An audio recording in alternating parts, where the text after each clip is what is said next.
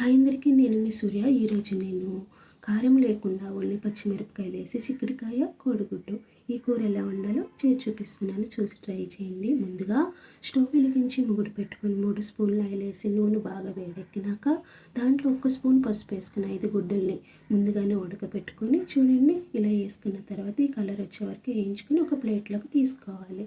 ఇలా తీసుకున్న తర్వాత 3 ఉల్లిపాయలు, ఒక 20 పచ్చిమిరపకాయలని, ఉల్లిపాయలు సన్నగా కట్ చేసుకోండి, పచ్చిమిర్చినేమో పొడవుగా కట్ చేసుకోండి. ఇలా కట్ చేసుకున్న తర్వాత ఈ విధంగా వేసుకుని బాగా గోల్డ్ కలర్ వచ్చే వరకు మూత పెట్టుకొని ఫ్రై చేసుకుందాం.